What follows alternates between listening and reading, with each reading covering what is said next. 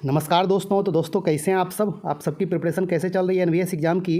दोस्तों यदि आप लोग अभी तक अप्लाई नहीं किए हैं तो आप जल्द से जल्द अप्लाई कर लें, क्योंकि अब सर्वर भी बिजी हो जाएगा, वर्क करना बंद कर देगा, क्योंकि अब लास्ट डेट आ चुकी है। ओके, यदि आप अप्लाई कर चुके हैं, जिस भी पोस्ट के लिए आप अप्लाई किए हैं उसके सिलेबस के अकॉर्डिंग आप बेहतरीन तरीक़ा से प्रिपरेशन करते रहें और आप अपना 100% दें, जिससे आपका इसमें एक सीट पक्का हो पाएगा। ओके दोस्तों, आपके इस एग्ज़ाम के लिए हमने हिंदी का कंप्यूटर का क्लास ऑलरेडी स्टार्ट कर दिया है। यदि आप लोग ऑल टू ऑल वीडियो नहीं देखे हैं तो देख लें। इसके लिए प्लेलिस्ट भी बना दिए हैं। आपको एनवीएस हिंदी 2024 करके और एनवीएस कंप्यूटर 2024 करके प्लेलिस्ट मिल जाएगा, उसमें all to all video available है। ओके, और इसके अलावा जीके का टेस्ट सीरीज भी आपके लिए स्टार्ट किए हैं। आपको एनवीएस जीके 2024 करके जो प्लेलिस्ट है उसमें वो वीडियो मिल जाएगा।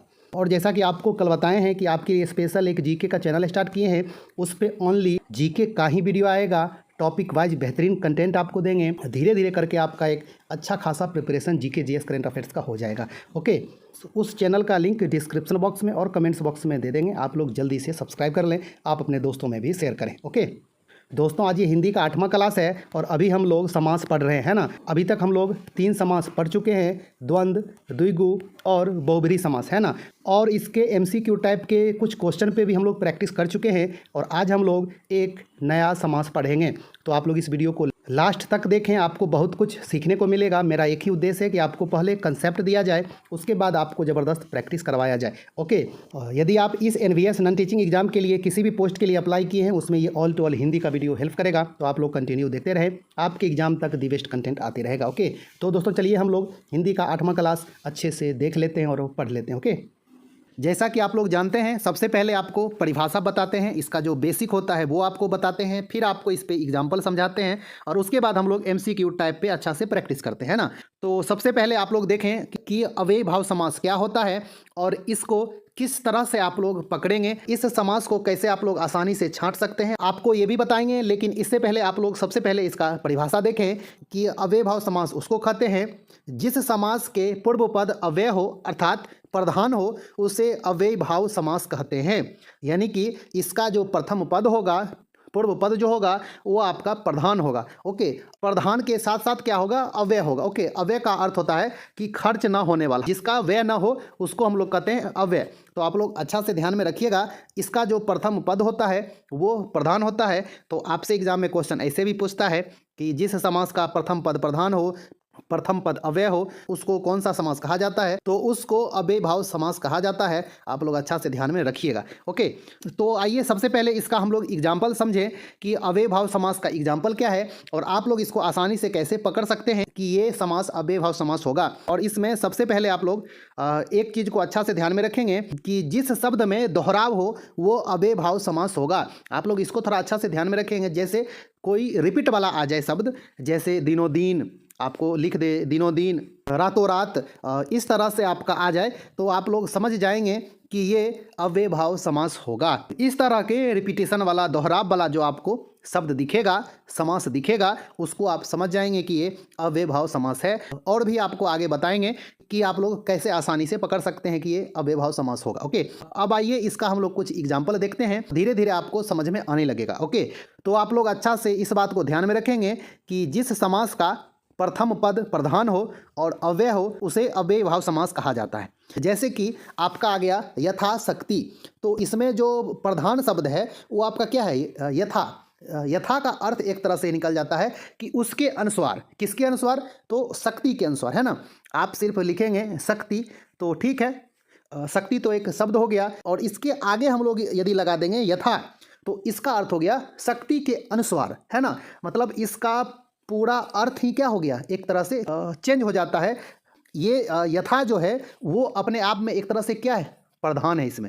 ओके, तो जहाँ भी आपको इस तरह का शब्द दिखे, यथाशक्ति, यथासंभव, तो आप लोग समझ जाएंगे कि ये अव्ययीभाव समास है। ओके, इस तरह का जो भी शब्द, तो उसको आप अव्ययीभाव समास में रखेंगे, आपका आंसर बिल्कुल सही होगा। ओके, इसी तरह से हम लोग एग्जाम्पल देखते हैं, उसके बाद आपको धीरे धीरे सब कुछ समझ में आने लगेगा। इसके बाद क्या है दोस्तों? यथा कर्म, मतलब कर्म के अनुसार, मतलब जैसे एक सीक्वेंस में आ रहा है, कर्म के अनुसार ये लिखा हुआ है, एक सीक्वेंस में लिखा हुआ है, उसके लिए जो एक शब्द जो लिखा जाता है वो यथा कर्म, है ना। तो आप लोग इसको अच्छा से ध्यान में रखिएगा। अव्यय भाव समास का जो प्रथम पद होता है वो प्रधान होता है और ये अव्यय होता है, ये अपने आप में एक अर्थ प्रदान करता है। जैसा कि आपको इससे पहला वाला बताए थे यथाशक्ति, शक्ति के अनुसार, उसी तरह हो गया यथा कर्म, कर्म के अनुसार। और उसके बाद क्या है यथा संभव, मतलब जितना संभव हो सके, है ना। यथा संभव मतलब जितना संभव हो सके उस अनुसार काम किया जाता है ना। तो आप लोग देख रहे हैं जो भी यथा यथा करके जो आ रहा है शब्द, तो ये सब अव्यय भाव समास में आता है। ओके, तो आप लोग इसको ध्यान में रखेंगे, आपको एग्जाम में बहुत ज़्यादा हेल्प करेगा। चलिए अगला देखते हैं। इसके बाद क्या है दोस्तों, यथा विधि, विधि के अनुसार, इसमें भी यथा लगा हुआ है। तो आप लोग देख रहे हैं यथा संभव, यथा कर्म, यथा शक्ति, यथा विधि, इस तरह से जो भी शब्द आ रहे हैं तो ये सभी के सभी अव्यय भाव समास में आ रहे हैं। ओके, इसके बाद देखें क्या है एग्जाम्पल। चलिए आमरण मतलब क्या, मरने तक।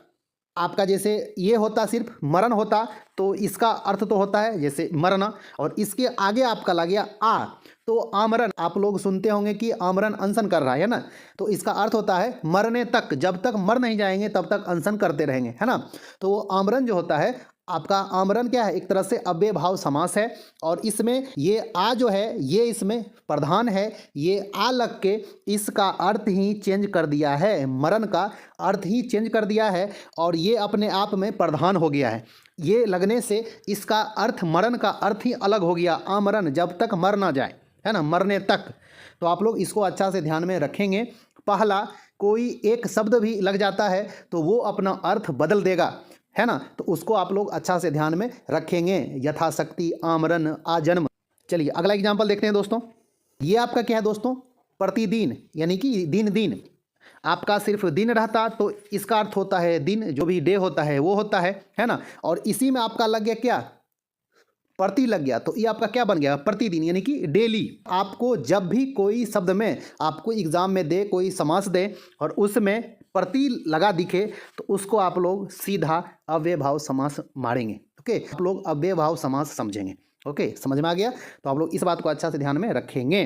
प्रति, यथा, रिपीट वाला शब्द, इस तरह का आपका जो भी दिखे, जैसे दिनों दिन, रातों रात, इस तरह का शब्द दिखे, इस तरह का समास दिखे, उसको आप लोग अव्यय भाव समास मारेंगे, अव्यय भाव समास आंसर देंगे। ओके, चलिए अगला देखते हैं। घर घर मतलब घर के बाद घर, है ना, मतलब घर घर जल या फिर घर घर अनाज, जो भी है। सुनते होंगे कि घर घर जाके देखो, है ना। आपको कोई जैसे ये एग्जांपल दे देगा कि राम को कहा गया कि घर घर जाके देखो, श्याम को कहा गया कि घर घर जाके देखो, या फिर घर घर जाके बच्चों को ढूंढो। तो घर घर का अर्थ हो गया कि घर के बाद घर, है ना, यानी कि हर एक घर, सभी घर, घर के बाद जो घर आ रहा है उसमें आपको जाना है ना। इस तरह का जो कंटिन्यू भी दिखे आपको शब्द, जैसा कि आपको बताए हैं रिपीट वाला शब्द, तो उसको भी आप लोग अव्यय भाव समास समझेंगे। ओके, चलिए अगला देखते हैं। साफ साफ, साफ के बाद साफ, है ना, एकदम साफ साफ दिख रहा है ना, और ये एक तरह से रिपीट हो रहा है शब्द। ओके, हाँ, तो आप लोग इसको भी अच्छा से ध्यान में रखेंगे। चलिए अगला देखते हैं। अगला एग्जांपल क्या है, ये आपका क्या है, अनुरूप, है ना, मतलब जो रूप के योग हो, है ना। आपको कोई कहता है कि वो आपके अनुरूप नहीं है, या फिर आपके अनुरूप ये काम होगा, आपके अनुसार ये काम होगा, आपके रूप के योग्य ये काम होगा, तो वो इसका अर्थ निकलता है। सिर्फ रूप हो गया तो इसका अर्थ तो अलग हो गया, है ना। और इसी में आपका लग गया अनु, तो इसका अर्थ ही एकदम चेंज हो जा रहा है। इसका अर्थ निकल रहा है रूप के योग्य, है ना। जो काम रूप के योग्य हो, यानी कि जो चीज़ रूप के योग्य हो, उसके अनुसार हो, उसको अनुरूप कहा जाता है ना। तो आप लोग अच्छा से ध्यान में रखेंगे। इस तरह का जो शब्द होगा वो अव्यय भाव समास होगा। ओके, चलिए अगला देखते हैं। ये क्या है दोस्तों, भरपेट। भरपेट का मतलब क्या हो गया, पेट भर के, है ना, मतलब भरपेट खाना खा लिया, यानी कि पेट भर के खाना खा लिया। मान लीजिए कि सिर्फ पेट रहता तो इसका कोई अर्थ निकल रहा है, ये एक सिर्फ शब्द है, लेकिन इसी में लग गया भर, तो ये आपका हो गया क्या, भरपेट, है ना। तो ये भर जो हो गया ये अपने आप में प्रधान है, अव्यय है ना। चलिए अगला एग्जाम्पल देखते हैं। ये आपका क्या है, आजीवन। इसका अर्थ क्या हो गया, जीवन भर, है ना। उसको आजीवन कारावास हुआ, इसका अर्थ क्या हुआ कि उसको जीवन भर अब जेल में रहना पड़ेगा, है ना। सिर्फ जीवन होता तो इसका अर्थ तो जीवन होता है, लाइफ होता है। इसी में आपका आ गया आ, तो ये अब हो गया आजीवन, यानी कि जीवन भर, है ना। इसका एक तरह से अर्थ को स्पष्ट कर दिया।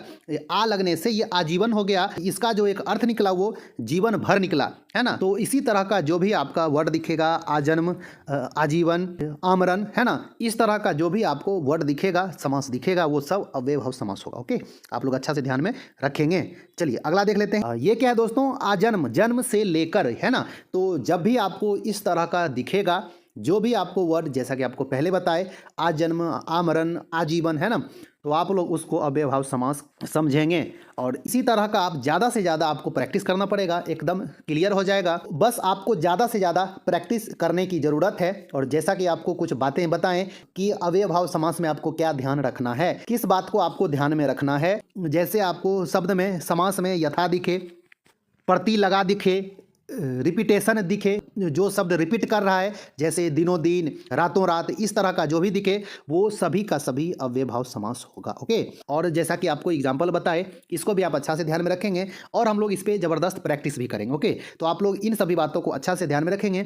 और अब 2 समास रहा, दोनों पे हम लोग एक वीडियो में देख लेंगे, उसके बाद हम लोग समास पे अच्छा से प्रैक्टिस कर लेंगे और फिर न्यू टॉपिक हम लोग पढ़ेंगे। ओके, तो दोस्तों आपको यदि ये क्लास अच्छा लगा होगा तो वीडियो को लाइक कर दें। आप अभी तक चैनल को सब्सक्राइब नहीं किए तो सब्सक्राइब कर लें। तो दोस्तों मिलते हैं एक अच्छा खासा न्यू वीडियो लेके, तब तक के लिए धन्यवाद, नमस्कार।